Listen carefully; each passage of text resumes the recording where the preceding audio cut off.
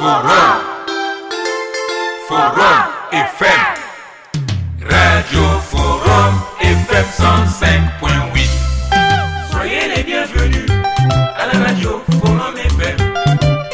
Nous vous remercions, nos auditrices et auditeurs. Radio des droits de l'homme au service des auditeurs. Radio Forum FM, accueille les hospitaliers. Maxime Chassé vous aime bien. Droits de l'homme, c'est votre radio. Soyez à l'écoute aux émissions de droits de l'homme.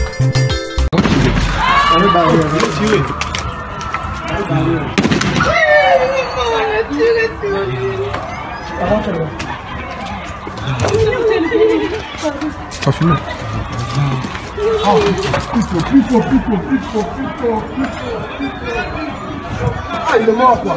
Ah, c'est notre vie. Et il bouge. Il est mort. Oh, il est mort. Allez, on se c'est fini. Oh, c'est tu n'as plus de 4 balles. Oh, c'est bon. Allez, bah, tirez. Allez, bah,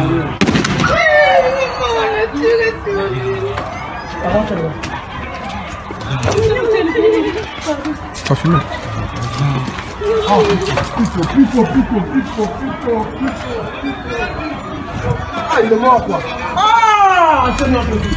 Et il bouge. Il est mort. Oh, il est mort. Allez, on se c'est fini. Oh, c'est tu n'as plus de 4 balles. Oh, c'est bon.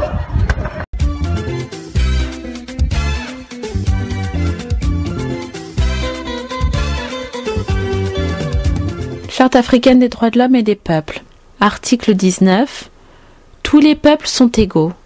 Ils jouissent de la même dignité et ont les mêmes droits. Rien ne peut justifier la domination d'un peuple par un autre. Article 20, premier alinéa. Tout peuple a droit à l'existence. Tout peuple a un droit imprescriptible et inaliénable de l'autodétermination. Il détermine librement son statut politique et assure son développement économique et social selon la voie qu'il a librement choisie.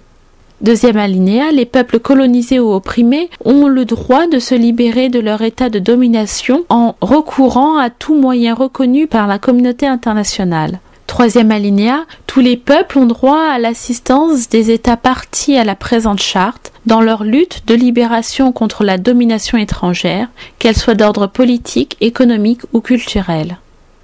Article 21, premier alinéa.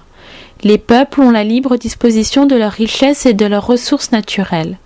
Ce droit s'exerce dans l'intérêt exclusif des populations. En aucun cas un peuple ne peut en être privé. Deuxième alinéa. En cas de spoliation, le peuple spolié a droit à la légitime récupération de ses biens ainsi qu'à une indemnisation adéquate. Troisième alinéa. La libre disposition des richesses et des ressources naturelles s'exerce sans préjudice de l'obligation de promouvoir une coopération économique internationale fondée sur le respect mutuel, l'échange équitable et les principes du droit international. Les États partis à la présente charte s'engagent, tant individuellement que collectivement, à exercer le droit de libre disposition de leurs richesses et de leurs ressources naturelles en vue de renforcer l'unité et la solidarité africaine. Cinquième alinéa. Les États partis à la présente charte s'engagent à éliminer toutes les formes d'exploitation économique étrangère, notamment celle qui est pratiquée par des monopoles internationaux, afin de permettre à la population de chaque pays de bénéficier pleinement des avantages provenant de ses ressources nationales.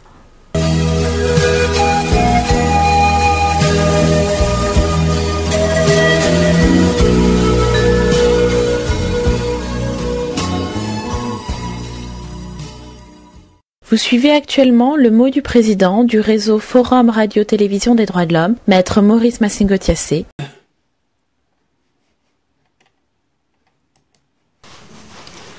Bonjour et bonsoir. Alors je commence cette émission par une information urgente et capitale. Aujourd'hui, on est vendredi 1er octobre 2021. Il est exactement midi et je viens de recevoir une nouvelle de Brazzaville faisant état du transfert de force ce matin du général Jean-Marie Michel Mokoko.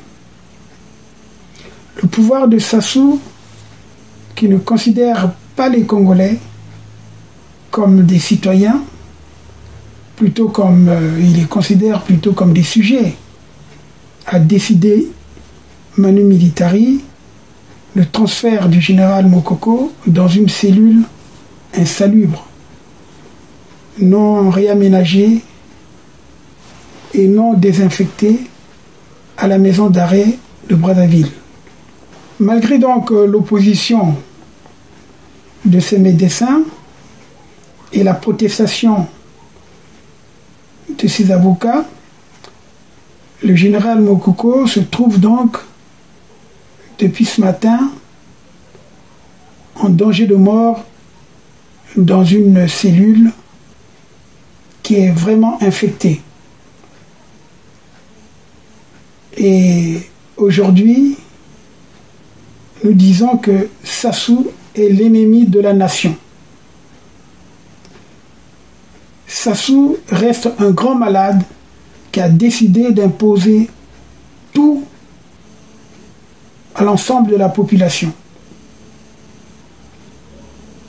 Et d'ailleurs, vous le savez, depuis le 15 septembre, la vaccination est devenue obligatoire pour avoir accès dans tous les services publics.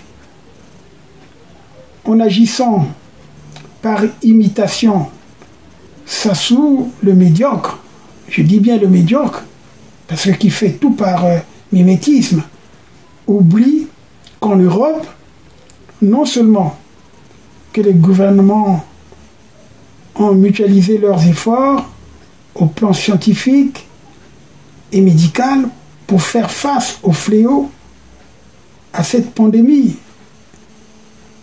de la Covid-19 ou du Covid-19. Mais chaque pays a mobilisé l'essentiel de ses intelligences, particulièrement les scientifiques, les laboratoires d'analyse et de contrôle de vaccins avant leur validation. Est-ce qu'il en est le cas pour le Congo? En plus, qui peut garantir la chaîne de froid dans un pays où l'électricité est devenue une denrée rare, où il y a des coupures intempestives? De qui Sassou se moque-t-il? De qui se moque-t-on, Sassou? De qui se moque-t-on? La protection des populations contre la pandémie ne suffit pas pour justifier des mesures aussi contraignantes contre les populations dont la vie au quotidien a été transformée en un véritable calvaire, sinon en un enfer, par un pouvoir personnel depuis plusieurs décennies. Mais Sassou Nguesso, il ne s'agit pas que tu agisses par imitation des gouvernements étrangers pour se donner bonne conscience.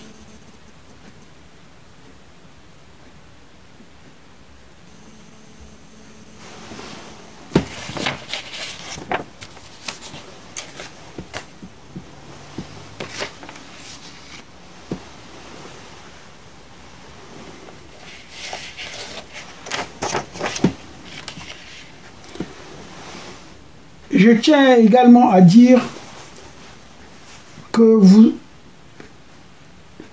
Sassou Nguesso n'a jamais respecté les règles internationales. Jamais. Les règles minima pour le traitement des détenus approuvées par les Nations Unies, notamment les résolutions 663-C du Conseil économique et social du 13 mai, si ma mémoire est bonne, 1977, on fixe donc les règles minima pour le traitement des détenus. En ce qui concerne les locaux de détention ceux qui sont destinés au logement des détenus doivent répondre aux exigences de l'hygiène compte tenu du climat, notamment en ce qui concerne le cubage d'air, la surface minimum, l'éclairage, le chauffage et la ventilation. Or, nous venons d'apprendre que la cellule dans laquelle le général Jean-Marie Michel Mokoko a été mis ce matin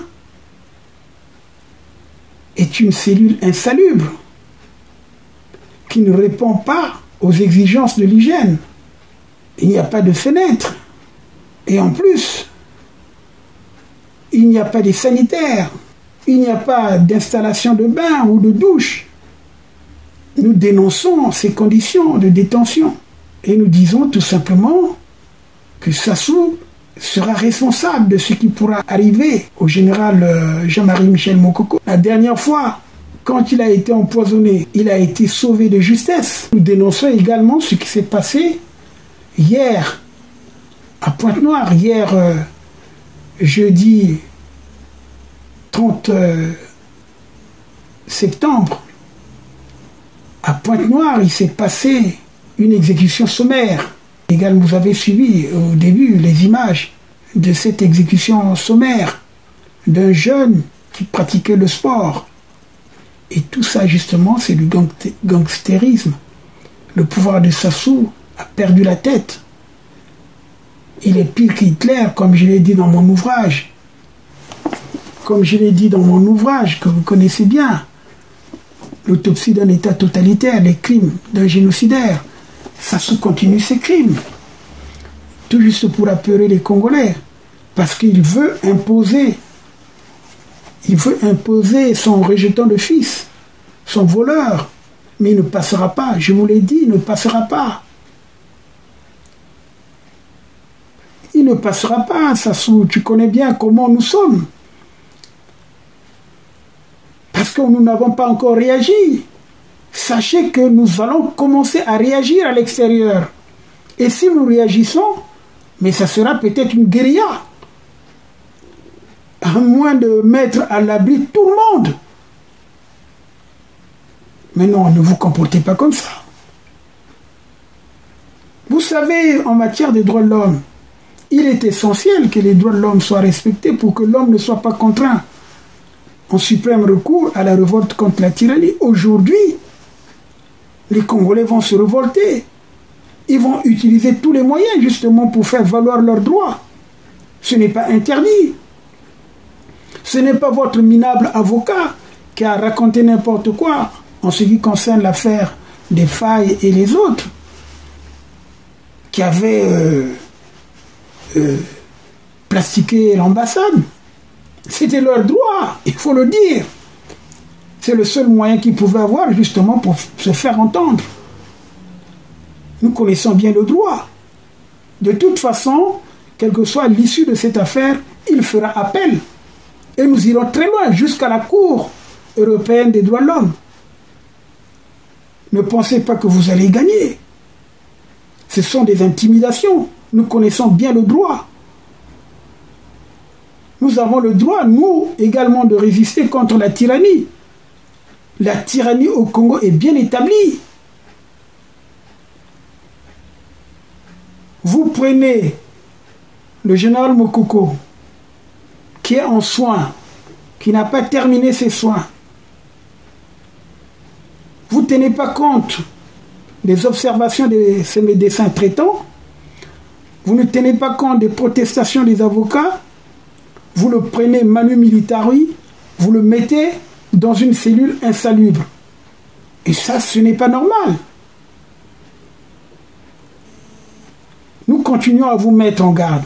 Sassou Nguesso, si vous voulez partir en paix, en sachant que vous avez laissé une progéniture qui peut également évoluer dans un pays en paix et uni, alors arrêtez toutes vos conneries. Si vous n'avez plus la tête en place, demandez au président du Sénat d'assurer l'intérim et d'organiser les élections libres et Comme ça, vous pouvez présenter peut-être votre jeton de fille. Mais je ne pense pas que sans la tricherie, votre fils peut gagner. Non. Il est haï par les Congolais. Je dis bien, il est détesté par les Congolais. Parce que il a détourné avec les autres. Et vous-même, d'ailleurs, vous êtes à la tête du détournement des fonds destinés aux générations futures. Où se trouve cet argent? Et pourquoi faire semblant de commander l'argent par-ci, par-là? Vous avez fait tuer des gens. Vous avez aujourd'hui pratiquement précipité le jeune Jean-Didier Elongo, qui était, comme on dit, le fusible de Bouya. Parce que comment il allait faire pour avoir ces milliards qu'on a retrouvés chez lui? Ou bien qu'il détenait toutes les maisons qu'il achetait. Moi, une fois, je l'avais vu, j'ai dit, mais écoute, Jean-Didier, ce que tu fais, un jour, on va te juger. Et effectivement, on l'a jugé. On l'a jugé pour peut-être moins de 100 millions. Alors que c'est quelqu'un qui a volé des milliards, justement, qui gardait des milliards, également de Bouya. Et ça, nous le savons. Alors, Sassou Nguesso, ressaisissez-vous. C'était cette mise en garde. Et au moment où je vous parle, justement, la session des droits de l'homme n'est pas encore terminée, même si c'est un dossier qu'on ne pourra pas exposer, parce que on entame la dernière semaine, donc la semaine prochaine, mais nous continuerons à grossir le dossier des violations des droits de l'homme au Congo au niveau des instances internationales. Vous suivez actuellement le mot du président du réseau Forum Radio-Télévision des droits de l'homme, Maître Maurice Massingo-Tiassé. Je vous parle aujourd'hui de la présence de la Chine en Afrique. Cette Chine qui donne sournoisement des leçons de bonne conduite, de celui qui vient en aide aux pauvres Africains, longtemps sous l'emprise de la colonisation occidentale et singulièrement de la France qui lui impose sa monnaie. En effet, ces dernières années, la présence de la Chine en Afrique est ponctuée d'agressivité, de maltraitance, de non-respect de l'environnement, du manque de transparence et du non-respect des droits fondamentaux. La Chine préfère dominer et être crainte plutôt que séduire et éviter les souffrances des Africains qui sont constamment insultés, stigmatisés par eux. Aucune véritable coopération n'est faite dans l'exploitation des matières premières en Afrique, comme s'interrogent d'ailleurs de nombreux observateurs, comme ce qui a fait le tour du monde, le constat de Alain Foucault de RFI, que vous allez d'ailleurs suivre. Là, nous sommes à l'aéroport de Bukavu. Pour aller sur une mine du Congo, il faut l'autorisation des Chinois. Ça veut dire qu'il existe un territoire chinois dans ce pays, la RDC. Un territoire chinois tout simplement parce que personne ne sait ce qu'on produit dans ces mines-là, personne ne sait les quantités de minerais que l'on sort dans ces mines-là. Personne ne sait ce qui se passe dans ces camps-là, dans ces mines-là. Ils déclarent ce qu'ils veulent, mais c'est classé en mine artisanale. Dans les statistiques des mines que l'on présente, personne ne peut dire ce qui sort des mines chinoises. Les compagnies occidentales qui ont acheté ici il y a quelques années, qui ont signé ici il y a quelques décennies, les ont toutes vendues à celui qui avait du liquide, les Chinois. Aujourd'hui, si vous voulez visiter une mine, vous demandez l'autorisation en territoire congolais. Comment peut-on parler d'indépendance? Est-ce que ça ne nous interpelle pas? Les Chinois ont leur propre milice pour exploiter. Il y a des mines qui sont exploitées. Le plus proche de nous ici, quand vous allez dans Kaouzi-Biega, les Chinois sont en train d'exploiter. Je ne sais pas, ils ont l'autorisation de qui. Mais je peux vous dire aussi qu'ils sont maintenant en train de vendre de l'or sur le marché noir. Donc, c'est-à-dire, ils viennent de l'or exploité sur les territoires congolais. L'autorisation de qui, on ne sait pas, mais cet or est vendu sur le marché noir. Ça veut dire qu'ils ne paient pas de taxes, ils empochent leurs dollars et ils partent. C'est tout de même une autorité morale. Je suis venu parce que je devais aller dans les territoires de Mwenga, à Kitutu et Kamituga. En accord avec le gouverneur de province, l'AFEC et toutes les parties prenantes intéressées, les coopératives, nous devions aller par la route. Finalement, on nous a déconseillé de faire la route jusqu'à Mwenga. Kamituga, on nous a dit, bon, prenez l'avion. Nous avons, Madame la ministre, affrété l'avion. Nous avons pris l'avion à Kavumu. Nous avons atterri à Kitutu. Pourquoi? Parce que, comme par hasard, la veille de notre arrivée, un pont s'est écroulé entre Kamituga et Kitutu, là où travaille une exploitation chinoise. Le pont a été bloqué par un camion et ils n'ont pas voulu dégager le pont. Et on arrive sur place. On nous dit, les Chinois ne veulent pas que vous arriviez là. Les Chinois ne veulent pas que vous arriviez là. Avec l'autorisation de qui vous allez arriver voir l'exploitation des Chinois qui n'est pas artisanale, qui est au minimum semi-industriel, si pas industriel. Nous avons dû donc demander aux pilotes de survoler les sites. Nous avons filmé. Et je passe en passant ici en disant que nous sommes accompagnés d'une équipe de journalistes de France 24 et des RFI avec un journaliste que vous connaissez tous, Alain Foucault, qui avant notre départ, le mercredi, a été reçu par son Excellence le Président de la République pour lui dire ce qu'il venait faire ici. Montrer pourquoi les Congolais ne bénéficient pas de leur richesse minière. Ils sont protégés. Par qui et comment, Madame la Ministre?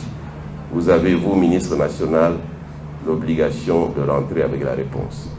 Nous sommes allés hier soir voir le gouverneur de la province et nous lui avons dit notre étonnement, pour ne pas dire notre honte de ce qui est arrivé hier, que des sujets chinois peuvent empêcher des Congolais, accompagnés du ministre provincial des Mines, d'accéder aux sites miniers. Ça doit cesser. Ça doit absolument cesser. Ce pays nous appartient. Et on apprend qu'ils n'ont aucun titre, aucune autorisation d'exploiter. Comment est-ce possible?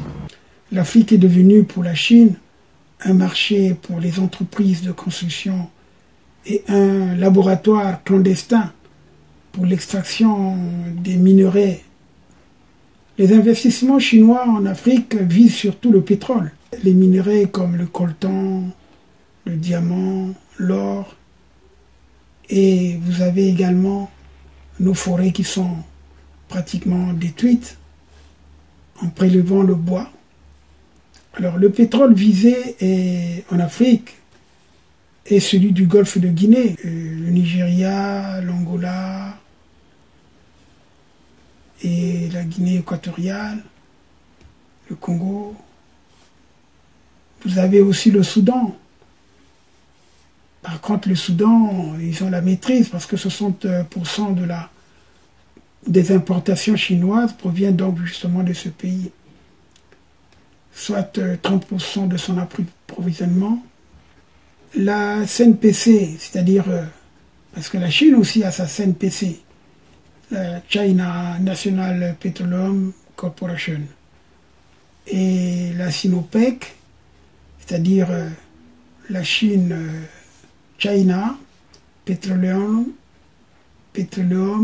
and Chemical Corporation. Les principales compagnies pétrolières chinoises ont acquis des contrats d'exploitation, parfois en partenariat, et elles investissent dans le raffinage et réalisent même des prospections. Au-delà donc du pétrole, on peut citer les prix d'intérêt et les importations fortement croissantes de diverses matières premières.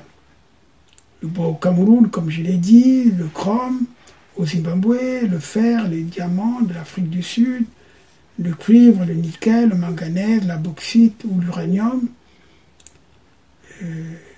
et vous avez le coltan en RCA. Et sans oublier le coltan qu'ils prennent clandestinement en RDC et au Congo-Brazzaville dans le pool. Je précise bien dans le pool. Comme vous allez le voir tout à l'heure dans les images que je vais vous montrer de laboratoires clandestins installés au Congo.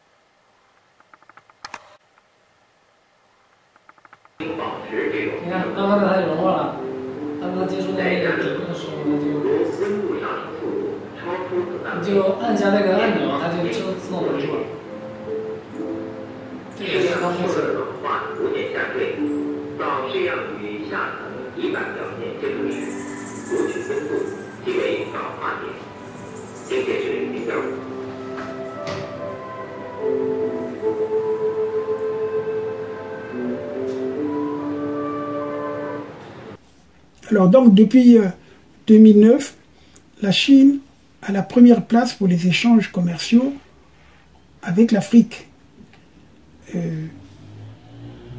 La part des exportations de l'Afrique vers la Chine est passée de 1,3% en 1995 à plus de 15% en 2009. L'essentiel des échanges est fait avec quelques pays, comme je l'ai dit, l'Afrique du Sud, l'Algérie, l'Angola, le Congo, l'Égypte, la Guinée équatoriale, le Nigeria, le Soudan, la RDC et bien d'autres pays.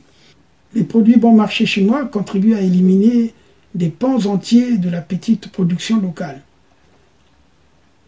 Au lieu que les Chinois fassent un commerce de gros ou de demi-gros, ils sont au commerce de gros, de demi-gros et de détail, et parfois même de vendeurs sur place. Les 50 dernières années, les compagnies chinoises ont construit ou rénové plusieurs bâtiments gouvernementaux en Afrique, près de 200 d'ailleurs dans l'ensemble du continent africain, notamment en Namibie, en Angola, au Ghana, au Ouganda, au Congo, au Sénégal et bien d'autres. Et figurent donc 24 palais présidentiels ou de premiers ministres. Ici ajoute la création de 14 réseaux de télécommunications gouvernementaux sensibles et l'équipement en informatique de 35 gouvernements africains, le tout construit à chaque fois par des compagnies liées au pouvoir chinois. Cette situation interroge, vu que des révélations de 2018 ont démontré que le siège de l'Union africaine à Addis Abeba, que je vous montre, également construit par les Chinois, avait été truffé de micros et d'ordinateurs munis de systèmes d'espionnage. Forum, la radio du droit. La radio du droit. Forum FM 105.8. Oh Maurice, c'est génial. C'est génial. Bon bah c'est pas tout ça où j'en étais moi. Forum FM 105.8. Grand, géant, génial. Mais suivez d'abord les propos d'un journaliste chinois qui, en entretien avec son compatriote professeur-chercheur en économie politique, qui a séjourné plusieurs fois dans de nombreux pays africains, il parle de son ouvrage intitulé « L'Afrique, un continent écorché ». Mais en fait, un continent écorché par eux aussi. Ce qu'ils dénoncent, vous allez découvrir. Je vous fais la transcription de ce qui est écrit. 外交、经济、外贸、文化局的主席 Je vous lis donc la transcription qui est faite et que vous suivez. Il dit: de l'Afrique francophone, ce vaste précaré français, les populations ne sont l'ombre que d'eux-mêmes. C'est malheureux et c'est sans espoir. Tous ces présidents sont déconnectés de la réalité de leur peuple. Plus grave encore, ils ont la double nationalité, celle de la France et de leur pays, au point où l'on sait s'ils défendent des intérêts de leur propre pays ou ceux d'un pays étranger. Par exemple, tous les membres de la famille d'un président dont je tairai le nom sont adhérents à un parti de droite en France. Voilà où l'on est. C'est absurde, mais comme ça, et puisque la bêtise africaine n'a pas de limite, ces présidents sont allés jusqu'à conserver une monnaie coloniale nuisible, une monnaie qu'ils ne contrôlent même pas. Je suis abasourdi, réplique le journaliste.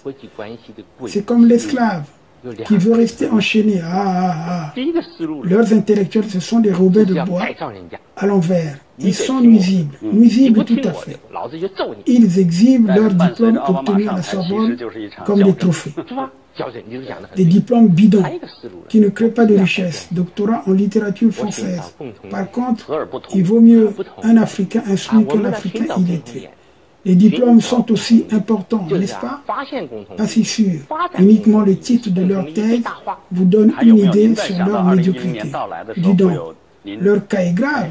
Alors, c'est vraiment pathétique. Disons d'emblée que l'agrégation de grammaire française ne changera pas grand-chose dans le régime alimentaire d'un enfant togolais.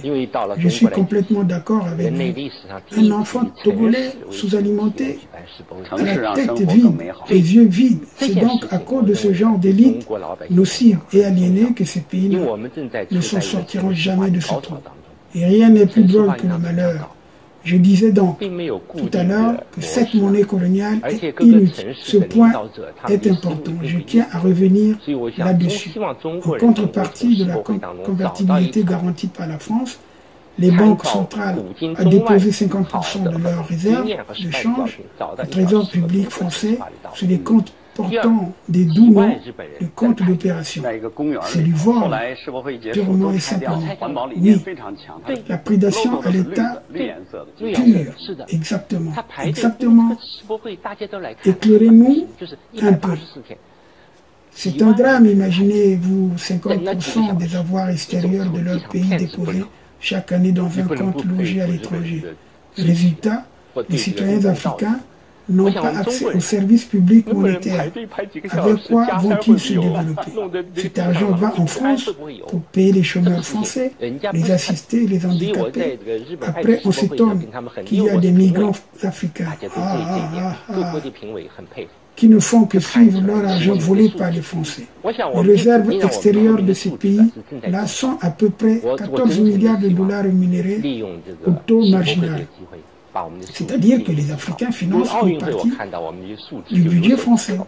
L'argent appartient aux Africains et les intérêts sont pour la France. C'est pourquoi ils n'avanceront pas. Ne serait-ce que d'un iota de plus. La France leur ferme la porte. Ils rôdent comme des corbeaux autour du consulat de France.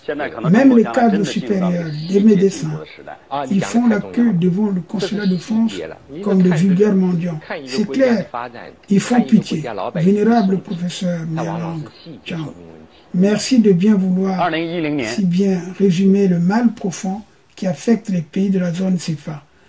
La situation semble désespérée, oui, mais n'oublions pas que contrairement aux médecins gabonais, le clochard français n'a pas besoin de visa pour se rendre en Afrique.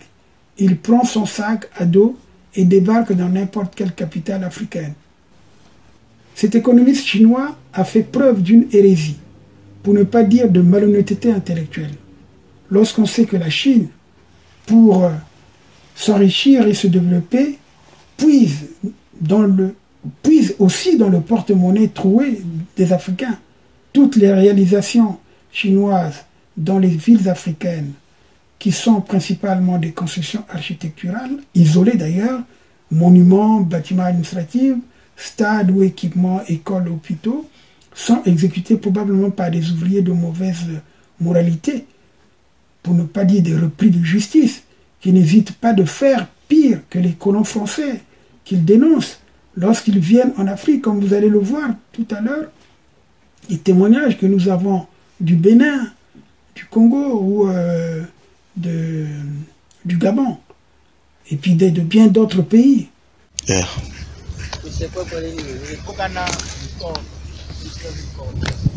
Jean-Marie Noumanville, je m'appelle.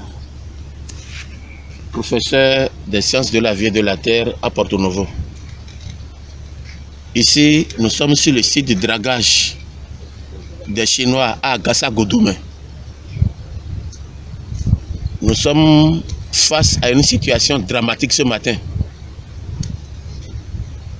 Regardez un peu cette photo, cette image, regardez un peu. Ça, c'est un corps sans vie.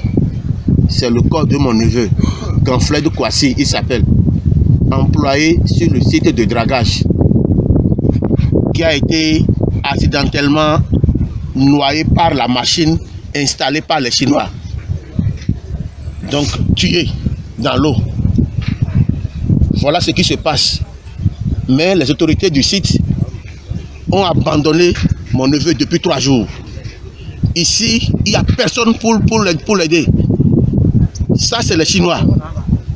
Monsieur le président de la République, monsieur le ministre de la Justice, chefs d'autorité, peuple béninois, aidez-nous à gérer. Aidez-nous à gérer. Aidez-nous à gérer, je vous en prie, aidez-nous à gérer. Les Chinois ne peuvent pas nous avilir jusqu'à ce point. Les Chinois ne peuvent pas quitter leur pays pour venir nous avilir jusqu'à ce point.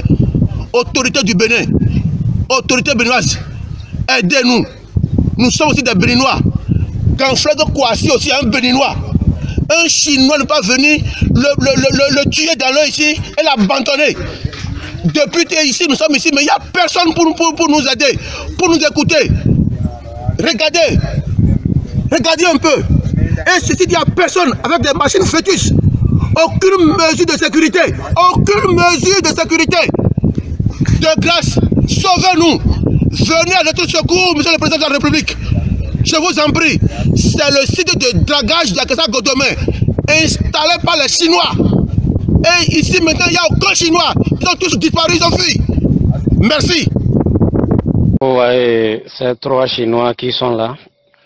Ils sont arrêtés au Gabon. Après la disparition de plusieurs Gabonais, chaque fois dans les sites qu'ils travaillent, on ne retrouve plus les Gabonais. Ils disparaissent. Après des recherches, on ne trouve rien. Donc, cette fois-ci, on les a pris la main dans la marmite. Et quand on prend quelqu'un la main dans la marmite, il ne peut même pas nier. Donc, c'est que ils sont, bon, je ne sais même pas, des cannibales, je peux dire, parce qu'ils mangent. Tous ces Gabonais qui disparaissent, ce sont eux qui les arrêtent, ils les tuent et ils les préparent. Alors que ce sont eux qui font des goudrons, des routes un peu partout au Gabon. Et je pense même qu'ils sont un peu partout en Afrique. Donc, mais après qu'on les ait arrêtés, ils ont dit qu'il y a certaines Gabonaises qui sont des complices, qui les aident à trouver ces personnes-là et comment les capturer, mais comment les tromper jusqu'à ce qu'ils les trouvent et tuer et manger. Donc on les a trouvés, ils mangeaient bien la viande des êtres humains. Donc maintenant, l'État gabonais est en train de mettre les enquêtes sur place pour pouvoir voir comment continuer des fouilles, des recherches. Parce qu'ils ont tout dit, ils ont tout avoué. Ok, bon. À nous d'être vigilants un peu partout. Surtout la vigilance. Ils sont là un peu partout avec nous. Nous savons, bon, ils sont les meilleurs dans des constructions, des ponts, des bâtiments, des routes. Et c'est ce qu'ils sont en train même de faire au Gabon. Donc parfois on dit c'est pour détruire ou bien gâter les Chinois. Mais on ne dit pas que c'est tous. Mais certaines sont là qui mènent une mauvaise vie. Esta semana, tá?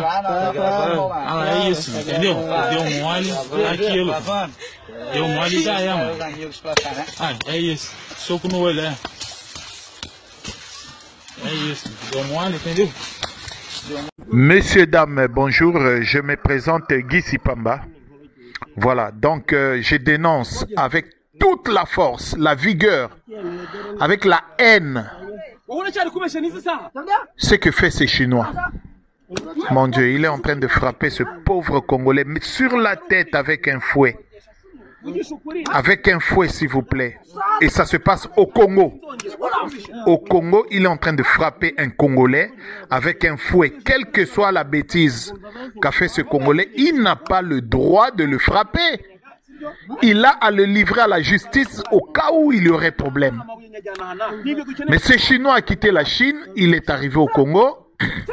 Et devant les Congolais, il est en train de frapper un Congolais, leur frère. Et eux, ils tolèrent ça. Vous êtes là à crier Dieu, Dieu, Dieu, mais Dieu voit ça. Mais Dieu vous laisse agir. Dieu vous laisse, vous avez les principes. Dans votre pays, vous avez les principes de justice. Vous pouvez faire la justice. Comment lui peut frapper un Congolais comme ça, Seigneur? Je serai là, je lui planterai un couteau dans les fesses.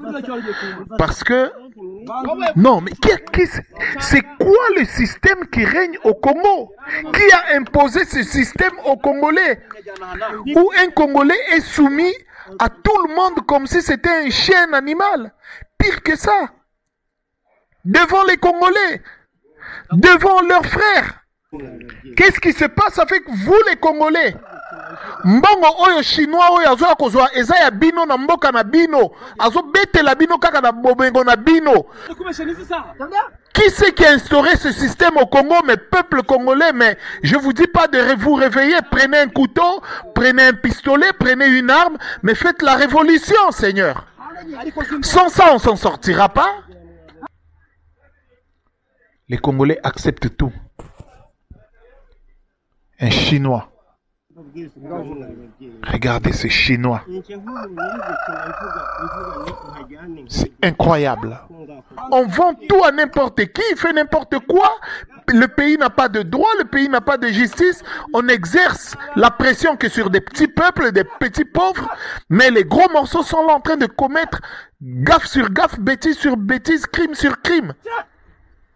Non, non, non, non, non, non, non, non, non, non, non, non, non, non, non. Moi, j'aimerais bien qu'on fasse un Chinois comme ça, en Chine. Faites-le, en Chine. Je vais savoir si vous serez toujours vivant dans ce pays-là. Vous faites ça un Chinois, j'attendrai voir si vous serez vraiment vivant. Ce Chinois est en train de frapper un Congolais à la tête, s'il vous plaît, Nashikot. Nashikot. Asali nini? Aibi, pesa ina justice. Nzambe nangai. C'est pas possible. Bon, je n'ai pas grand chose à dire. Ce que je dirais, je m'en fous que ça plaise ou pas. Eh bien, merde. Voilà. C'est le mot à dire, merde. Pour ne pas trop dire, je dis merde. Vous voyez comment est-ce que les Chinois là sont en train de tuer la population? Ça, on appelle ça les bouts de déchets toxiques, de pétrole brut, eau usée et autres. Donc, l'eau là, on leur demande de traiter ça, mais eux ils viennent prendre ça par ici. Et quand ça se remplit, ça vient par ici. Vous voyez le canal là? Regardez. Tout ça là, c'est l'eau là. Ça vient par ici. On déverse ça ici. Ils font semblant de rembler par ce tuyau là. Vous voyez? Ça rentre par là. Regardez comment ça se disperse ici. Tout ça là, c'est ça. Et en bas là-bas, vous voyez là-bas, il y a l'eau. Ça va aller tomber dans l'eau où les gens se lavent. Donc la population est en train de déclarer. Regardez comment est-ce que la zone est devenue polluée. Ça descend comme ça. Jusqu'à l'eau. Et l'eau là, il y a les maniocs. Là où les mamans du village sont en train de prendre ces maniocs préparés et revendre à la population. Vous voyez comment est-ce que les Chinois sont en train de tuer la population?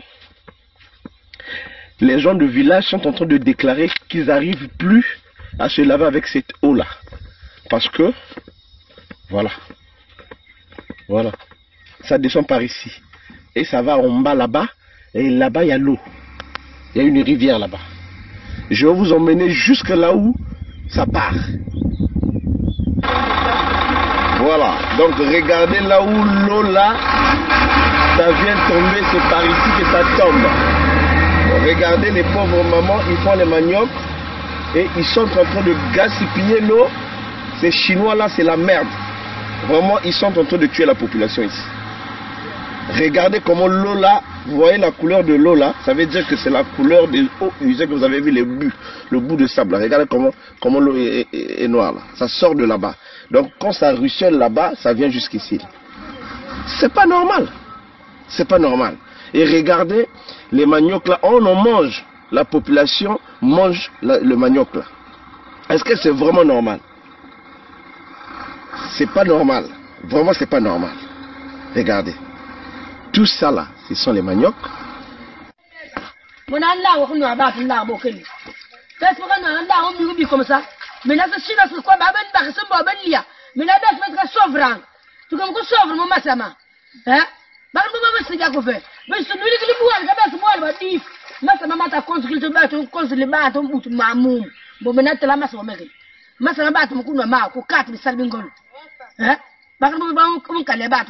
Maintenant, tout seul, mais c'est pas que nous sommes sur meilleur but à mettre ma couille à ma. Pourquoi vous foutez pas ta fait qu'on fait?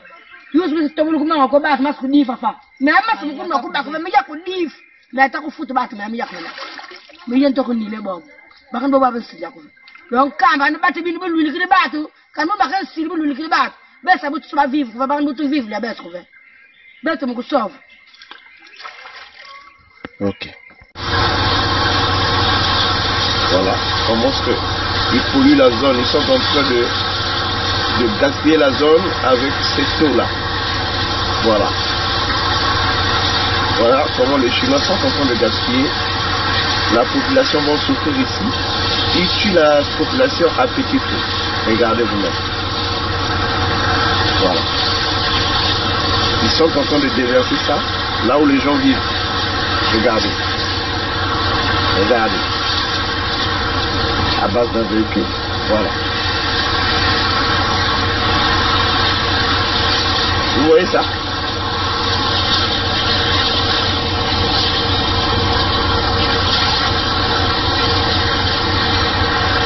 Respect.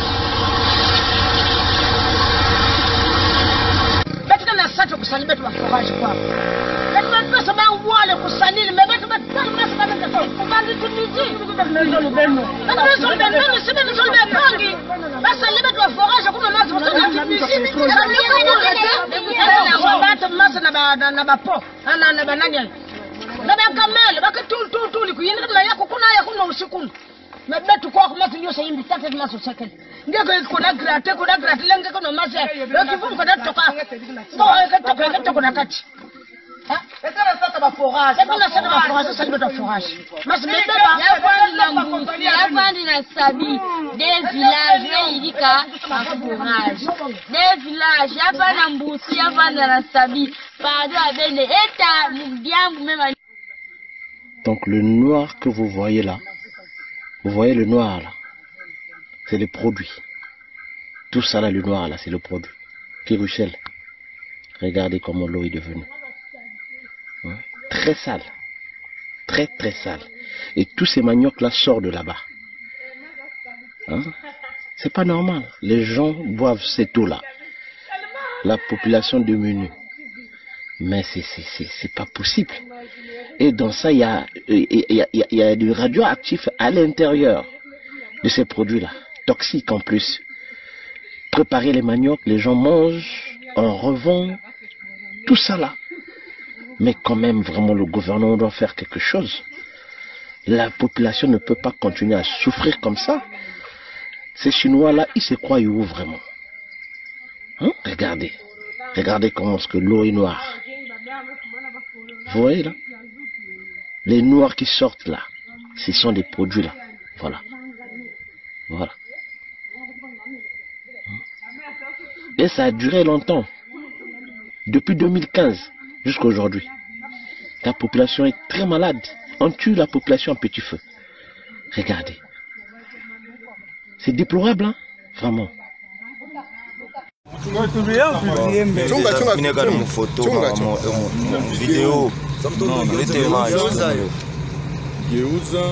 Unaona hivi tunananya hapa ni dawa wanakuwa nayo. Mchunge muone sasa initi kiloko vidawa evenema ida vile itafanya. Fungula yola na fungula. Afungula tena mikono njoo usipeleke kukinywa bakono. Yule anafungula. Fungula. Huyo onyesha na kunywa. Hiyo komprime moya bure. Hiyo umeona? Sashe bana tunatupa.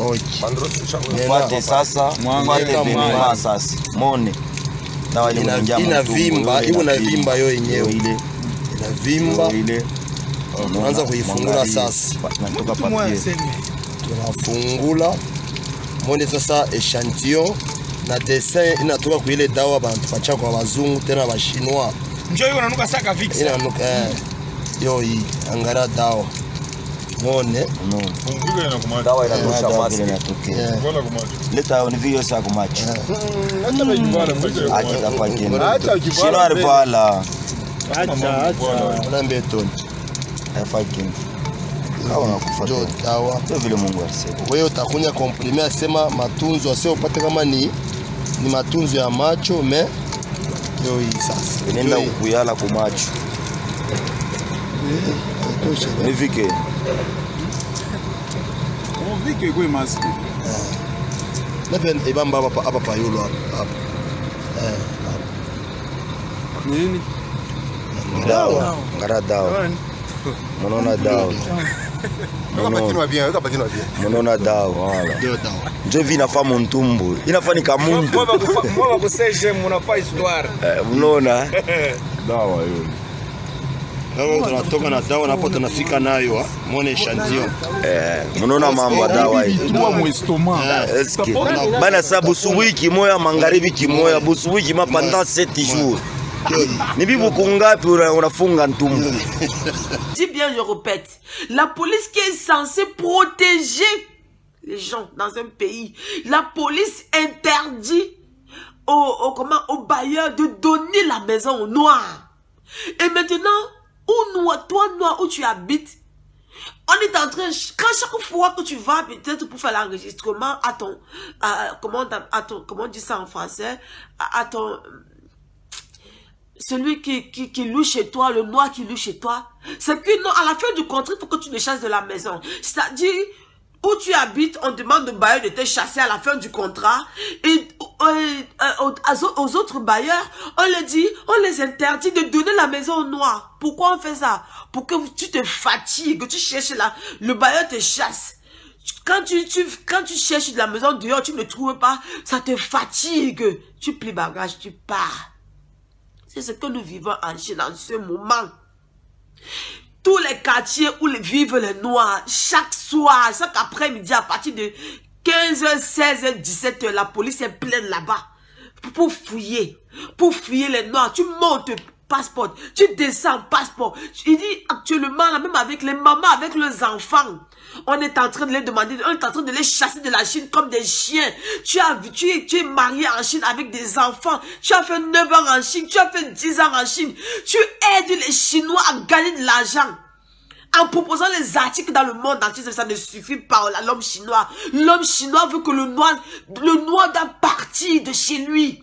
Chaque jour, c'est de dire à leur population, c'est d'infiltrer la haine, aux informations, de dire comment l'homme noir est ceci, l'homme noir est à chasser, l'homme noir est répugnant, ne les approchez pas, ils ont la maladie, sont ceci, sont cela. Est-ce que vous savez que toute femme chinoise qui est mariée ici, là, a un noir? Quand elle se balade dans la rue avec son mari, on l'interpelle. Vous savez pourquoi on l'interpelle? On lui demande si elle est en sécurité. Elle demande, mais pourquoi vous demandez que je suis en sécurité? Et on lui dit, parce que tu es avec un noir. Parce que tu es avec un noir. Parce qu'on lui demande si elle est en sécurité parce qu'elle est avec un noir. Vous là, je vois souvent des influenceurs qui sont là, qui parlent de la Chine, c'est ceci, c'est cela. Moi, je vous dis, apprenons à nous aimer. Ceux-là qui sont en train de me dire que non, tata, aide-moi, je ne peux pas moi vous aider à venir ici là. Je ne vais jamais aider quelqu'un pour venir faire les études ici. Parce que la seule chose qui les intéresse, is the money you are bringing to them. That's all. Toi, en tant que personne, ça ne les intéresse pas. Ils ne sont pas compatissants. Ils ont de la haine envers des Noirs. Il faut voir comment ils nous humilient à l'immigration. Ils ont mis des agents pleins de haine envers des Noirs, envers les Noirs, qui se prennent pour des dieux.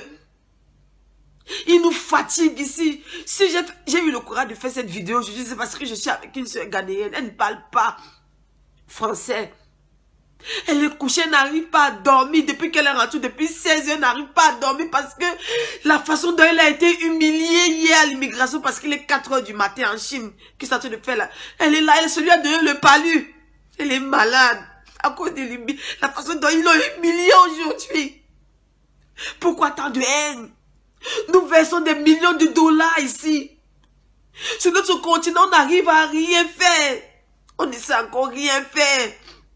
Pourquoi on n'arrive à rien faire? Pourquoi on ne se soutient pas? Pourquoi on ne soutient pas les affaires? Pourquoi on ne soutient pas le business de nos frères? Pourquoi il faut toujours qu'on pense que c'est pour l'étranger qui est bien? Il y a nos frères qui créent des choses chaque jour sur le continent, mais ce n'est jamais assez bien. Non, ce n'est jamais assez bien. Il faut acheter en Chine, il faut acheter ici, il faut acheter par là. En Afrique, les Chinois et autres Asiatiques ne font qu'arriver. Tellement ils sont nombreux, on dirait qu'ils fuient la guerre chez eux. Ils quittent chez eux pour venir en Afrique. Trouver la fortune, c'est la terre promise, le jardin d'Éden, le continent où tout le monde s'en sort, sauf les Africains eux-mêmes. Dans les années 60 et 70, la motivation des projets réalisés dans le cadre de l'aide chinoise était principalement politique. Mais à partir des années 1980, l'internationalisation des entreprises chinoises de construction se fait de plus en plus selon les critères commerciaux. On ne relève pas encore des projets à plus grande échelle contribuant au développement rural, notamment l'agropastoral et tout.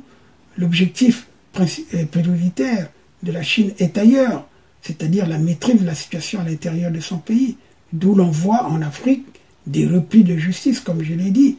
Au lieu de les envoyer dans les camps de travail ou de rééducation, ils préfèrent les transférer en Afrique pour y purger leur peine et faire des travaux dans le cadre de la coopération. D'autres cas de violation des droits de l'homme en Chine sont dénoncés. Les ouvriers ne peuvent pas former leur propre syndicat sur leur lieu de travail. Les forums sur Internet sont strictement surveillés, de même que le courrier postal international. Les lettres indésirables sont parfois retardées, inexplicablement, ou même disparues. Dans les années 2010, des centaines de milliers de musulmans pratiquants, c'est-à-dire les Ouïghours et Kazakhs, passeraient par des camps de rééducation chinois. En août d'ailleurs 2018, un comité d'experts des Nations Unies estime qu'1 million d'Ouïghours seraient détenus dans des camps d'internement et de 2 millions d'entre eux le seraient dans les camps politiques d'endoctrinement. Alors, l'idéologie communiste serait inculquée aux détenus qui subissent donc des tortures et ils sont forcés à manger du porc et à boire de l'alcool puisque ce sont des musulmans. Alors la dette globale, prenons le cas du Congo par exemple, sa dette sur les 10 milliards de dettes du Congo, la Chine, elle seule, détient plus de 7 milliards de dollars. Environ 30% de ce montant est en effet détenu par des entreprises chinoises de droit congolais, dont les actionnaires sont des responsables congolais, avec des fortunes et dividendes placés dans les banques en Chine. Les Chinois serviraient donc d'hommes de paille, mais cette dette du Congo envers la Chine n'est en réalité que celle du Congo envers le clan du pouvoir, qui se trouve lui-même pris au piège par le droit chinois. Et ça, le professeur Mélang chinois que vous venez de suivre ne l'évoque pas. Il parle plutôt de la monnaie. La monnaie n'a rien à voir. Et il profite également de cette monnaie frappée en France pour s'enrichir. La dette du Congo envers la Chine n'est donc en réalité que celle du Congo envers le clan du pouvoir qui se trouve lui-même pris au piège, comme je l'ai dit, par le droit chinois. Ces entreprises congolaises de droit chinois ne pouvant pas effectuer des virements financiers vers le Congo sans une contrepartie commerciale entre elles et le Congo. Qui peut réellement croire à une énorme dette 10 ans seulement après avoir bénéficié de l'initiative PPTE? Pourtant, cette initiative qui a effacé plus de la moitié de sa dette, le Congo est de nouveau retourné au-delà du seuil maximal fixé par la communauté des États de l'Afrique centrale, la CEMAC. Alors, le montant de la dette chinoise enregistrée par la Caisse congolaise d'amortissement, la CCA, est énormément inférieur de ce qui est reconnu par la Chine. L'État congolais doit en réalité à des entreprises appartenant aux Congolais, notamment Jean-Jacques Bouya, ministre des Grands Travaux, et certains hommes de paille du président Sassou. Jean-Didier Elongo d'ailleurs n'en parle, qui vient de nous quitter il y a quelques semaines. On savait beaucoup. Et devant la barre, c'est un Jean-Didier Elongo visiblement bien portant et serein qui a décliné son identité à la cour avant que l'auditoire n'ait été informé de la lecture de l'arrêt. L'instruction préparatoire a permis d'établir que le nommé Elongo Jean-Didier, alors nommé directeur général du contrôle des marchés publics, exerçant donc sa direction, recruta le personnel au-delà des exigences. De cette lecture, on retient que le DGCMP est accusé de non-paiement des salaires du personnel depuis juillet 2015, recrutement abusif des agents, ainsi que le non-versement du fameux 0,5% des marchés de l'État au compte de la direction entre 2008 et 2017. Ce qui renvoie à la somme de 50 millions de francs CFA, montant pour lequel Jean-Didier Elongo est inculpé. Connaissez-vous les faits qui vous sont reprochés? Non, je ne connais pas les faits. Je n'ai jamais été convoqué à la DGSP pour les faits qui nous sont reprochés.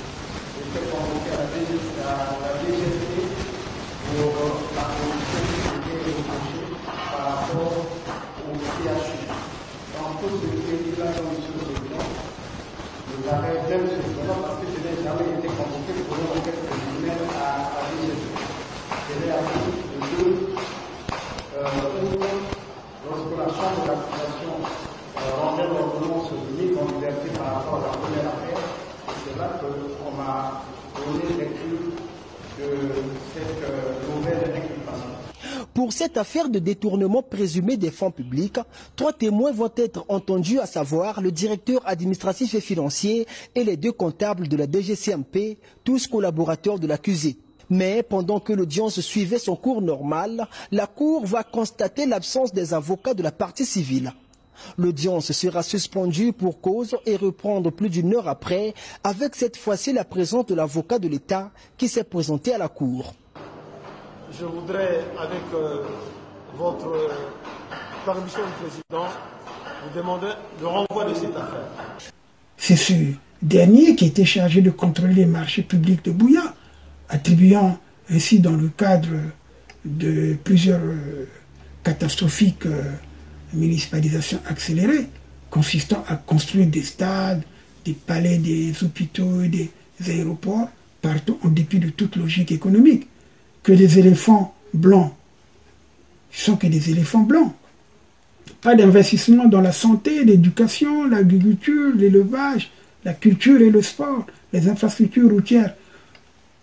Tout ceci aurait procuré beaucoup d'emplois à la jeunesse. Des projets d'infrastructures qui n'ont jamais été examinés en Conseil des ministres, encore moins au Parlement. On a préféré le terme impropre inventé par Omar Bongo, Ondimba, ces techniciens incompétents qui parlent de la municipalisation accélérée. Un expert en négociation de dette, consultant des organismes internationaux, a même déclaré que cette dette chinoise doit-elle être supportée par le peuple congolais. Selon cet expert, la Chine devait juste procéder au rapatriement des fonds logés dans les banques par les nombreux responsables congolais qui ont mis en place pendant des années un système de rétrocommission avec des sociétés chinoises contrôlées en réalité par eux-mêmes. La Chine, non transparente, a du mal à faire rééchelonner la dette que l'État congolais doit en réalité. La Chine se montre plutôt hégémonique en Afrique, voire impérialiste, tirant parti de sa force de frappe financière et commerciale pour imposer son jeu et ses vues, et parfois s'ingérer dans les affaires intérieures des pays afin de mieux protéger ses intérêts, contrairement à ce qu'elle prétend dans les arènes internationales, où elle promeut la non-ingérence.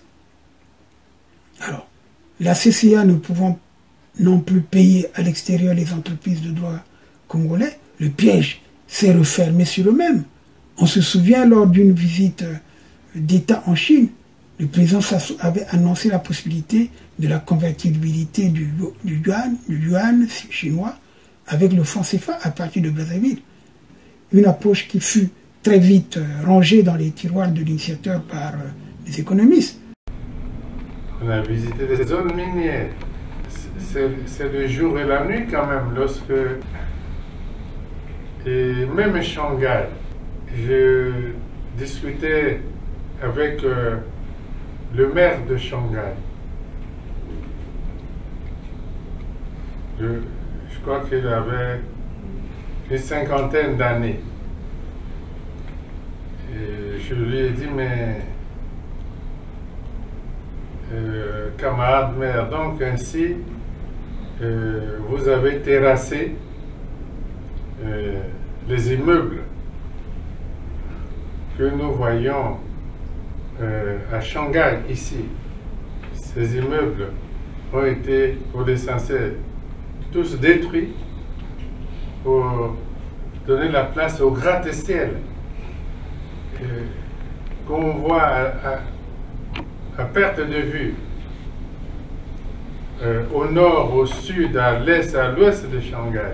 Ce maire de Shanghai m'a dit, oui, mais Monsieur le Président, quand vous êtes arrivé ici en 1964, nous étions les pionniers qui vous saluions dans les rues quand vous passiez à Shanghai. Il était pionnier. Tout cela, c'est des changements extraordinaires en Chine. Donc, oui, nous saluons ces changements spectaculaires qui se sont produits en Chine au profit du peuple, du vrai peuple chinois, parce que je vous dis bien que nous allions dans les communes populaires. On a visité les communes populaires. On a visité les industries. On a visité les zones minières. Par ailleurs, il apparaît que les institutions financières internationales telles que la Banque mondiale, le FMI, détiennent aussi une part importante de la dette congolaise, leur permettant ainsi d'imposer leur volonté, à savoir la gestion des taux d'intérêt et du remboursement, le compte rendu des décisions des politiques monétaires et économiques. Les Chinois sont-ils devenus des nouveaux colonisateurs de l'Afrique? À ça, on n'en doute pas. La présence chinoise en Afrique serait-elle une nouvelle colonisation ou exploitation de l'homme par l'homme? Alors, comme vous le savez, je viens d'un pays, la République du Congo, qui a été le premier à nouer des relations diplomatiques avec la Chine en février 1964. Et bien que les relations entre la Chine et l'Afrique remontent aux années 1950, celles-ci ont véritablement connu un développement sans précédent au cours des 20-25 dernières années. Au moment où Pékin a commencé à vouloir dominer le monde, le niveau de partenariat adopté diffère néanmoins selon le pays concerné et ce qu'il peut apporter à la Chine. C'est le cas du Congo, qui a été grugé par les Chinois, avec ses travaux qui sont que des éléphants blancs. Et comme vous voyez, d'ailleurs comme vous allez le suivre, comment ils ont construit le stade de Kintélé. Les Chinois qui viennent en Afrique cherchent à déposséder nos paysans de leur propre terre, afin d'y cultiver tout ce que font nos parents, à savoir la tomate, la banane, la patate, etc. Certains ouvrent les entreprises et signent des gros contrats, parfois même injustes. Alors, dans certaines localités, ils sont propriétaires des plus grands magasins. Le rôle des Africains dans leur magasin, c'est d'être caissiers, vigiles ou porteurs de cartons sur la tête comme des taureaux sous leur regard méprisant. La présence des Chinois non évolués en Afrique peut respecter les droits fondamentaux est une stratégie contre-productive et maladroite. Plusieurs milliers d'Africains qui veulent sortir du pays comme s'ils fuyaient la guerre. Oui, on peut dire une guerre sans les armes de destruction massive, mais une guerre économique qui les font mourir d'inanition. Les familles de ces fouillards dansent, chantent, crient. Ah, notre pays, notre enfant va réussir à l'étranger et notre vie va changer. Oui, ces Africains qui fuient la misère et la persécution des dictateurs encouragés par une lâche communauté internationale sont pour autant assis sur de l'or, du diamant, du coltan et bien d'autres minéraux, du bois. Les parents des fouillards espèrent dans quelques mois recevoir des transferts d'argent. Mais les transferts d'argent presque inutiles pour l'Afrique, car ils servent d'une part à consommer majoritairement ce que les étrangers, particulièrement les Chinois, ont produit, et d'autre part à enrichir la Chine, le Liban, l'Inde et d'autres puissances émergentes. Ils s'enfuient, heureux, se croyant sauvés de la misère dont parlent certains médias en longueur de journée, pour leur faire croire qu'il n'y a aucun avenir en Afrique et les encourager à abandonner leurs richesses et partent contribuer au développement des autres. Ils abandonnent tout leur or, le coltan aux Asiatiques qui vont exploiter jusqu'à la dernière pépite. Alors, la différence est que les Asiatiques ne viennent pas s'installer définitivement en Afrique. Ils ne sont pas là pour construire ou développer l'Afrique. Ils veulent juste exploiter, s'enrichir et retourner développer chez eux pour l'avenir des générations futures, de leurs générations futures. Contrairement à ce que le médiocre Sassou a dit, l'argent qu'il a mis de côté des générations futures. Et justement, ce professeur aurait pu critiquer justement le mécréant Sassou Nguesso, qui a déposé plus de 14 000 milliards de francs CFA, soi-disant dans les banques étrangères, justement pour les générations futures. Mais les banques étrangères, je crois que c'est la Chine, puisque maintenant, c'est avéré que lorsqu'on voit le montant que détient la Chine, correspond à peu près à ces 14 000 milliards, même si ils ont reconnu que 5 ou 6 milliards, c'est pas, mais en tout cas, c'est une grosse fortune. Alors que 90% des Africains qui partent font des acrobaties incroyables pour s'installer définitivement ailleurs. Ils ne reviennent pas et ne font rien de concret pour le développement de l'Afrique. Ils ne partent pas chercher de quoi développer leur pays d'origine. Ils fuient avec leur corps et avec leur esprit. Ils ne reviennent pas. C'est parce qu'ils n'ont pas un solide sentiment d'appartenance à l'Afrique. Plusieurs parmi eux détestent même l'Afrique et regrettent d'être noirs. Ceci à cause de plusieurs facteurs dus aux violations des droits civils et politiques, des droits socio-économiques et culturels, que la Chine n'évoque pas, de tous ces pays qu'ils tendent à coloniser. C'est le nouvel impérialisme en Afrique. Et pourtant, tous ces États africains ont ratifié la majorité des instruments internationaux qui auraient pu garantir les droits des citoyens, donc éviter la domination et l'exploitation des ressources nationales ou naturelles. Suite à la révolution maoïste, d'ailleurs de 1949, la Chine entre dans une économie étatisée dont la nature est également sujet de controverses. État bourgeois, on se pose la question. État ouvrier déformé, on se pose la question. Ce débat ajoute une complexité supplémentaire, puisque pour certains, on ne peut pas utiliser la catégorie d'impérialisme pour un État qui se dit ouvrier déformé. Alors, depuis, la Chine a connu une industrialisation notable et sa puissance relative sur la scène internationale s'est incontestablement accrue. Après une longue période et un contexte de guerre froide où les Occidentaux attribuent le 5e siège au Conseil de sécurité de l'ONU en 1946 aux autorités de Taïwan. Celui-ci est redonné en 1971 à la Chine continentale. Et c'est à partir de ce moment, de 1970, dans les années 70, que le régime entame une libéralisation progressive qui s'accentue dans les années 90. Aujourd'hui, presque tous les marxistes considèrent que la Chine est capitaliste, bien que toujours dominée par le Parti communiste chinois, parti unique. Parmi eux, certains considèrent qu'elle est devenue même une puissance impérialiste. Parmi les arguments majeurs en faveur de l'impérialisme chinois, le fait que la Chine a le deuxième plus gros produit intérieur brut, c'est-à-dire le PIB. Elle est la première puissance industrielle dans de nombreux domaines et dispose de grosses réserves de change au monde, environ le tiers en bons du trésor états-unien, essentiellement. Alors, c'est-à-dire qu'il vient des États-Unis d'Amérique. La Chine détient aussi un certain nombre de réserves en euros qui proviennent justement de ces États francophones. Alors la Chine détient aussi certains atouts dans les ressources naturelles. Nous n'en avons pas en parlé. Il y a la production mondiale du charbon, par exemple. Le monopole de l'export des terres rares. Et oui, parce qu'aujourd'hui, la Chine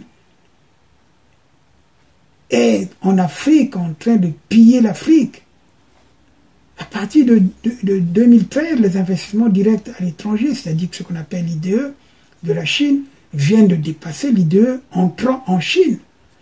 Or, les économistes marxistes précisent que la notion d'exportation des capitaux, comme nous l'avons étudié, nous, justement, en philosophie, également ce qu'on appelait les cours idéologiques au Congo, chez Lénine, lorsque, je reviens sur ça, la notion d'exploitation des capitaux, chez Lénine, constitue le critère principal d'ailleurs de l'impérialisme, alors que pendant longtemps, la Chine recevait plus d'investissements qu'elle n'en réalisait à l'étranger.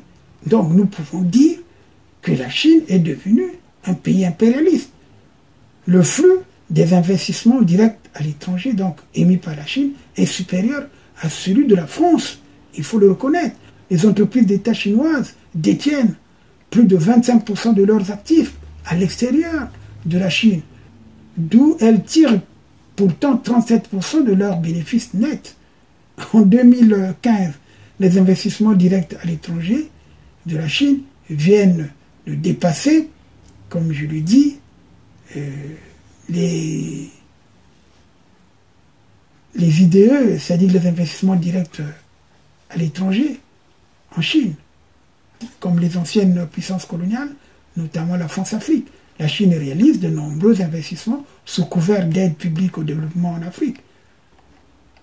Et d'ailleurs, la Chine a profité du concept médiocre de la municipalisation accélérée au Congo. Puisque nous disons c'est un concept médiocre parce que c'est un terme impropre et une invention d'ailleurs gabonaise, puisque la municipalisation accélérée a été inventée par le président du Gabon, Omar Bongo. Cette invention pseudo-sociodémocrate, que nous disons même néo-marxiste, nous combattons le terme de municipalisation. Cela fausse les idées justes. La municipalisation concerne une ville et cela dépend d'un programme municipal. Quand il s'agit d'un programme de développement conçu au niveau de l'État, il aurait fallu parler des routes, des écoles, des lycées, des centres hospitaliers, de la production agricole, de l'élevage. Il faut que les populations soient les premières intéressées par le programme de développement d'une localité. Quelle était la part de la population dans ces milliers de milliards de francs CFA dépensés en 12 ans de municipalisation au Congo? Si ce n'est pas ça qui a enrichi les Chinois, si ce n'est pas ça qui a provoqué justement cette dette, quelle est la part des routes, des écoles et des projets agricoles, des palais dans chaque région ou département ne servait strictement à rien, sinon à renforcer l'idée que nous sommes dans des régimes totalitaires, notamment le Congo, un régime totalitaire où Sassou, l'empereur, veut avoir des châteaux pour ses excursions dans chaque département. Alors le pôle qui a été complètement détruit et conscient qu'il y a eu violation massive des droits de l'homme, avait donc besoin non pas d'un programme de municipalisation, mais d'un programme de réparation par la nation, avec les 520 milliards qui étaient alloués d'une façon fictive d'ailleurs, ou non comptabilisée, parce qu'on ne sait pas qu'est-ce qu'on a fait des 520 milliards. Et comme beaucoup de régions qui ont eu 500 milliards, 400 milliards, je pense que je ne vais pas répertorier, mais en tout cas, toute la municipalisation et 12 années de municipalisation, le coût global, c'est de plus de 6 000 milliards de francs CFA qui ont été dépensés. Et on ne sait pas, pour les 6 000 milliards, on n'a pas vu quelque chose qui pouvait amener le Congo à ce qu'on appelle l'émergence, que ça soit promis en 2025. Alors nous sommes déjà pratiquement à l'entrée de 2022, et donc à 3 ans de cette échéance, mais on ne voit rien qui peut montrer que le Congo est en voie d'être un pays émergent. Alors que sous Youlou, le Congo était dans l'émergence. Parce que nous avions des industries. Il y avait très peu de chômeurs. Les Congolais étaient scolarisés à 100%. Alors aujourd'hui, Sassou sait très bien qu'il n'atteindra pas. Il veut imposer aux Congolais son médiocre fils. Le Poul avait besoin d'un programme national de redressement. Le département du Poul a été détruit presque entièrement par des querelles de pouvoir entre Sassou, Kolela et Lissouba. C'est donc une destruction nationale à base de querelles nationales. Le Poul ne s'est pas effondré parce qu'il avait fait des fautes. C'est parce que les dirigeants au sommet ont commis des fautes et déclenché des guerres civiles. C'est ça, justement, lorsqu'il y a des conflits armés, il est difficile de garantir l'ensemble des droits de l'homme. Cependant, à la fin, il faut réparer et sanctionner le coupable des crimes de guerre, des crimes contre l'humanité, du génocide. À chaque fois qu'il y a des guerres civiles dans les pays qui se redressent sérieusement, on met en place un programme de redressement de la nation. Donc la municipalisation au Poul, c'est une aberration. On aurait pu parler justement du programme de redressement du Poul, c'est-à-dire la réparation. La municipalisation qui a été faite au Poul, c'est une manière de fuir le vrai problème qui s'est posé dans ce département du Congo, comme d'ailleurs dans tous les départements du Congo. Vous voyez ce qui se passe dans la Likwala, vous voyez ce qui se passe dans la Sangha, vous voyez ce qui se passe dans la cuvette ouest, vous voyez ce qui se passe dans les plateaux, vous voyez ce qui se passe dans la Bouenza, dans la Lekumu, dans le Miari et dans le Kwilu. Toutefois, la traduction de ce concept hybride qu'est la municipalisation, sorti des écoles post-marxistes, dans les faits, pose des véritables problèmes. Les actions annoncées en grande pompe, avec autant d'argent investi, ont débouché sur des résultats négatifs. Toutes les municipalisations se sont ressemblées, tant du point de vue des acteurs commis à cet âge que les résultats obtenus.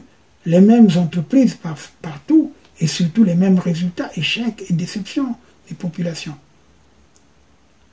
Comment un petit stade d'entraînement d'une municipalité dans des pays d'Europe puisse coûter des milliards? C'est le stade de Kinkala. À 60 km de Brazzaville, on aurait pu mettre un grand terrain homologué, de dimension internationale.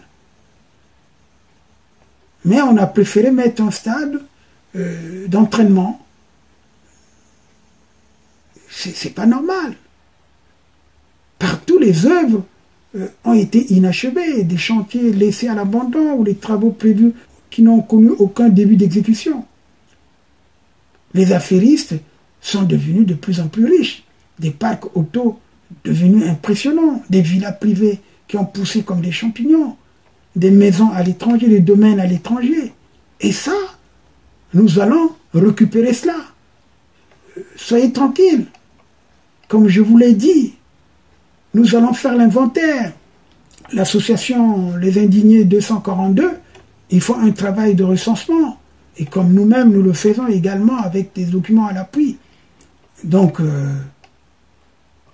merci de m'avoir suivi parce que je voulais faire une réplique à cet expert chinois qui nous traite justement d'imbéciles, alors que c'est eux justement qui encouragent tous ces dictateurs, comme Sassou Nguesso, qui le reçoivent. Hein? Et pourquoi ils n'ont pas rejeté les dons que Sassou Nguesso a pu faire à la Chine en construisant une école? Ils auraient pu dire non, non, non, on ne prend pas votre argent parce que vous êtes un pays pauvre. C'est vrai qu'un don ne se refuse pas, mais ils auraient pu justement faire beaucoup mieux en compensant. S'ils ne sont pas des exploiteurs, ils viennent au Congo parce que ce qui les intéresse, c'est notre sous-sol, ce sont nos matières premières. Alors j'en ai terminé. Prochainement, je reviendrai donc sur le procès du Beach, parce qu'entre-temps, nous étions pris par les travaux de la commission du Conseil des droits de l'homme, d'ailleurs qui va prendre fin la semaine prochaine, dans le cadre d'ailleurs du panel qu'organise mon ami Biro. C'est lui qui m'a donné cette occasion de faire cet exposé sur la présence de la Chine en Afrique. Merci beaucoup. Allez, à bientôt. Je vous laisse suivre les différentes réalisations des Chinois au Congo, notamment le stade de Kintélé et le laboratoire clandestin installé au Congo.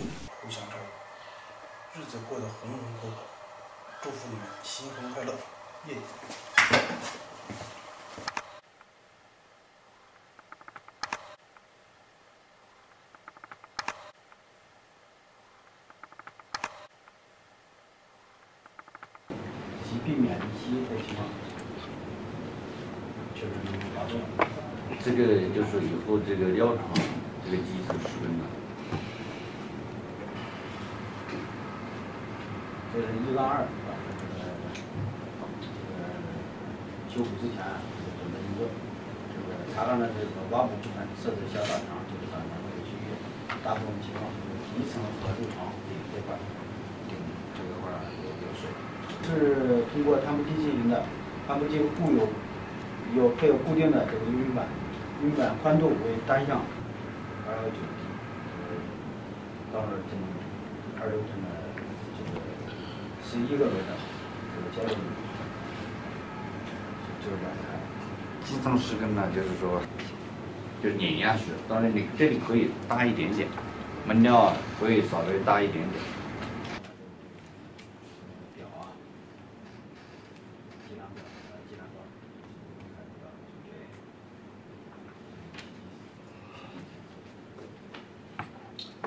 看一下这个离情八站，这个103离情八站，它这八站是林泰格的，德国的那个叫接油八站，它的产能是160到240，配有这个搅拌机，它搅拌法是3阵的，这个2档6，还加这块是什么？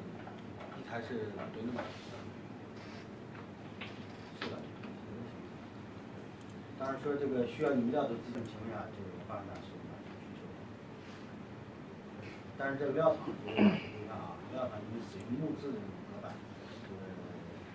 要求你们按照这种1981年的这种，它有个使用指南，有机料存放和机料存放场地。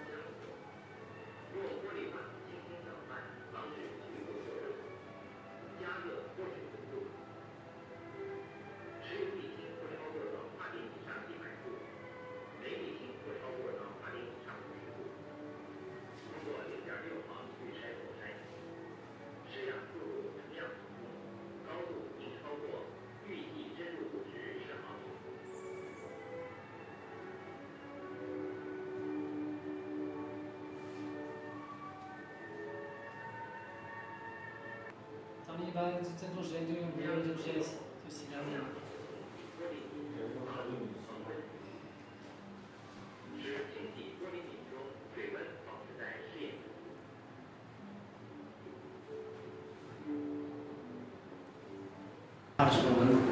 怎么这有要求啊？你因为一看就懂。下次还有你回去。给大家一个指标。下次我的音量给你放小点。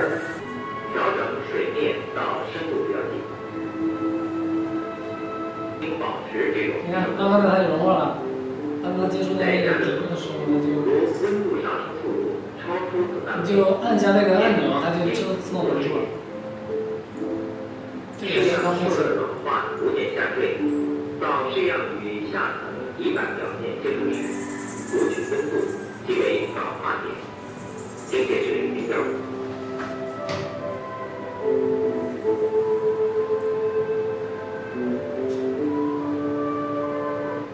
温度开始放。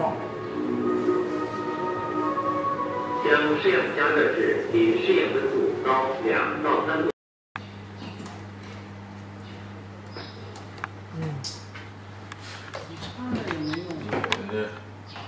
总共排下一个安全工程师的一天。哎，对，跟踪一下。二爷早上上班了。一个安全工程师的一天。你现在你照着几点？完了以后你再看看那个王涵几点来的，这全是证据。再来个试试。你以为你成2弟了？啊，没拍上，这现在可以再来一个。完了，没事，继续做第2回了。别有点骚。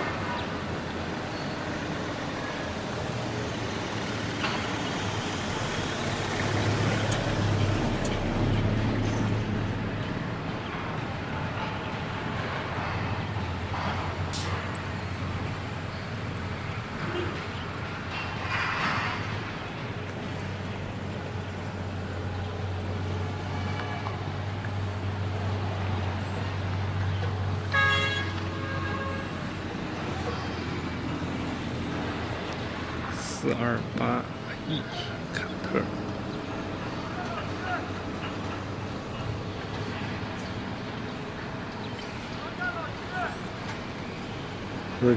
这是主体育场嘛？对，这踢足球的就应该在这儿。足球一般都是主场，主体育场应该是。对，也只有它有这么大空间。它足球场是有标准，长宽，长100多少米。这玩意儿他们搞下就知道了。有道路啊。道路这个是，好像这个道路这个不是给8局啊。道路啊，场地啊。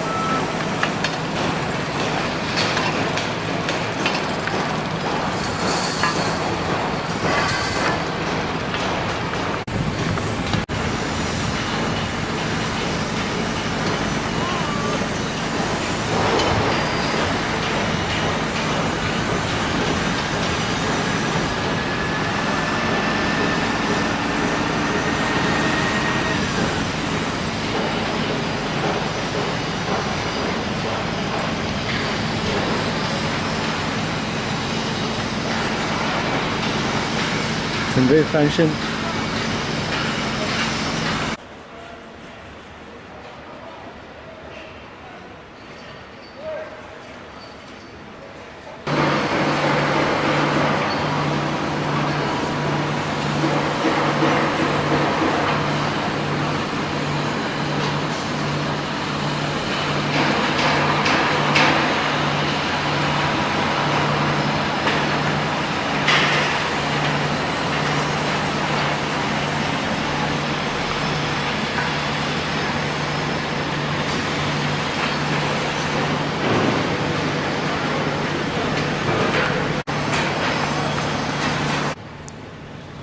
游泳馆。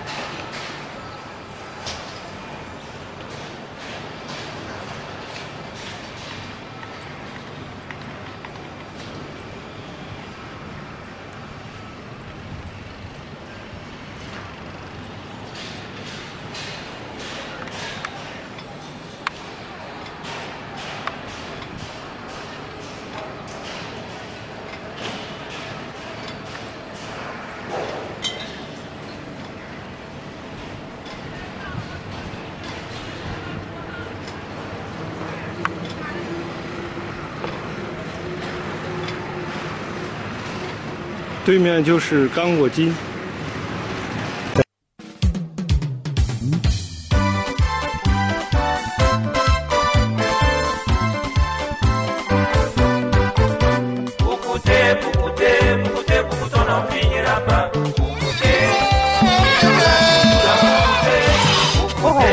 Forum FM 105.8. C'est dingue.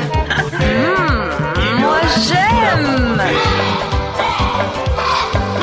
Pauvres très endettés, les peuples meurent dans la pauvreté. Ce sont les blancs qui nous assistent, alors qu'on est indépendant depuis 60. Le tiers-monde ne sait pas, il ne fait que marquer le pas. Le tiers-monde ne sait pas, il ne fait que marquer le pas. Gauche, gauche. Beaucoup on n'en finira pas.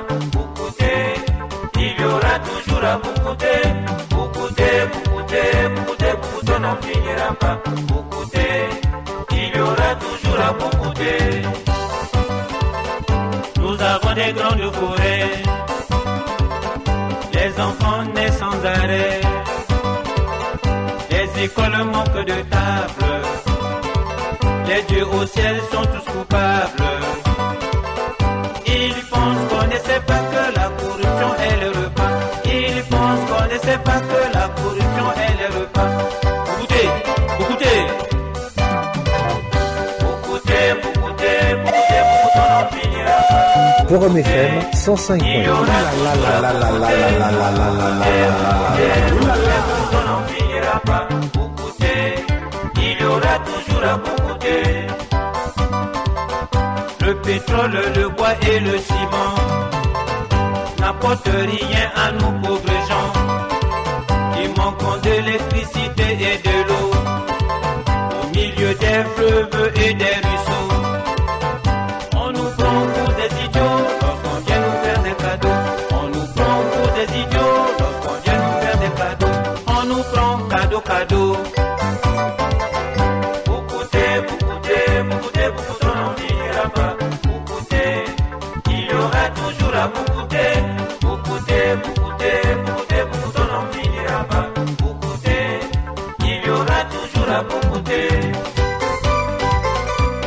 Il n'y a pas de la joie à être heureux tout seul. L'illustre Nelson Mandela Madiba l'avait longtemps compris.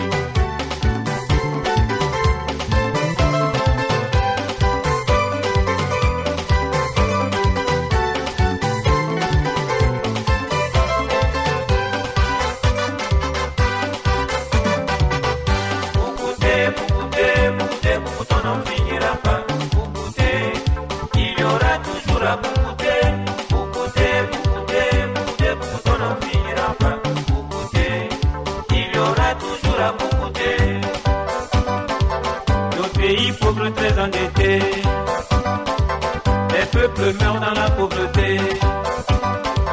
Ce sont les blancs qui nous assistent, alors qu'on est indépendant depuis 60. Le tiers-monde ne sait pas, il ne fait que marquer le pas. Le tiers-monde ne sait pas, il ne fait que marquer le pas. Gauche, gauche.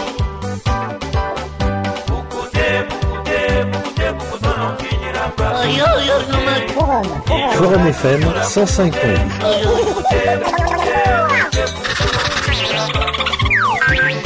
Il y aura toujours à goûter. Le pétrole, le bois et le ciment n'apportent rien à nous pauvres gens qui manquons d'électricité et de l'eau au milieu des fleuves et des ruisseaux. On nous prend pour des idiots lorsqu'on vient nous faire des cadeaux. On nous prend pour des idiots lorsqu'on vient nous faire des cadeaux. On nous prend cadeau, cadeau.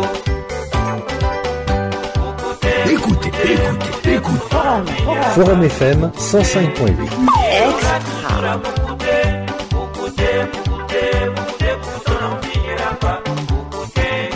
Il y aura toujours à goûter.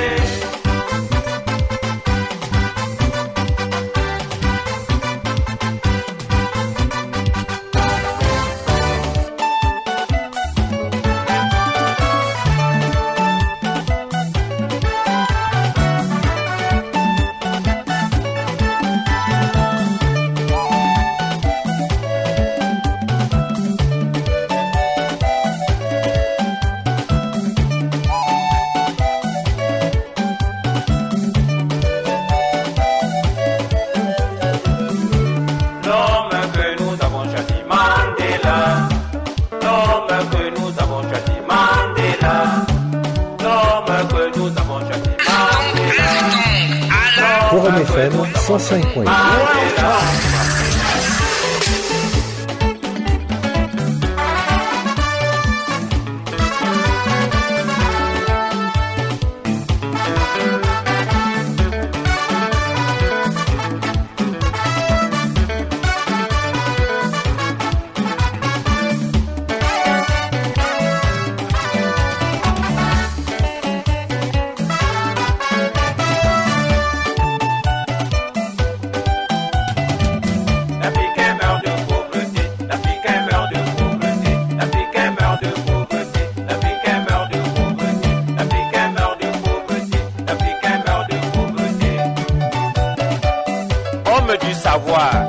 Philippe Mbungundamba, François Dianga, ne ratez pas l'occasion où vous êtes, faites bouger les choses.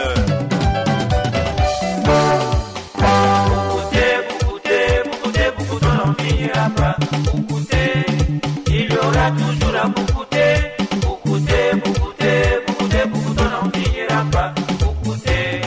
Il y aura toujours à boucouter. Beaucoup, on n'en finira pas. Il y aura toujours à boucouter. Beaucoup, on n'en finira pas. Forum FM 105.8. Qui manquent d'électricité et de l'eau au milieu des fleuves et des ruisseaux. On nous prend pour des idiots lorsqu'on vient nous faire des cadeaux. On nous prend pour des idiots lorsqu'on vient nous faire des cadeaux. On nous prend cadeau, cadeau. Beaucoup, on n'en finira pas. Il y aura toujours à boucouter. Beaucoup, on n'en finira pas. Il y aura toujours à boucouter.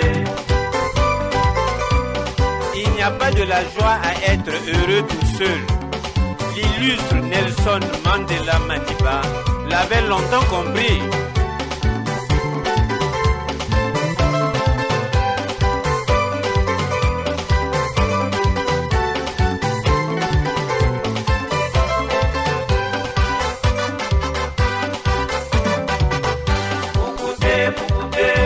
Beaucoup, on n'en finira pas.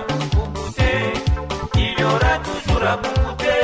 Beaucoup, on n'en finira pas. Il y aura toujours à boucouter. Nos pays pauvres pauvres très endettés. Les peuples meurent dans la pauvreté. Ce sont les blancs qui nous assistent, alors qu'on est indépendant depuis 60. Le tiers-monde ne sait pas, il ne fait que marquer le pas. Le tiers-monde ne sait pas, il ne fait que marquer le pas. Forum FM 105.8.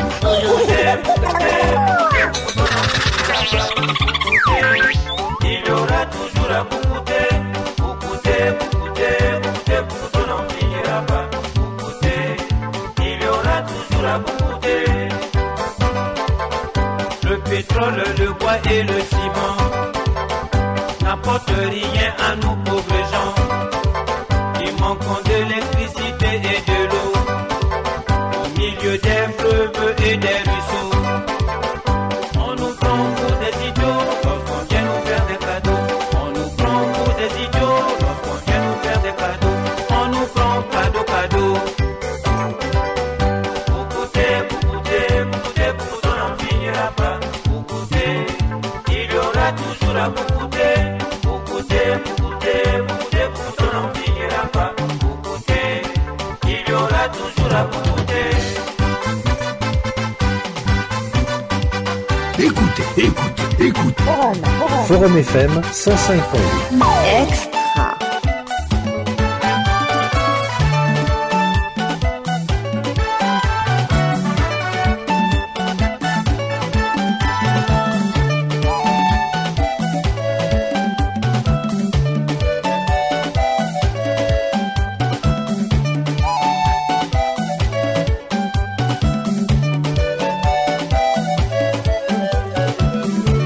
L'homme que nous avons choisi, Mandela. L'homme que nous avons choisi, Mandela. L'homme que nous avons choisi, Mandela. L'homme que nous avons choisi, Mandela.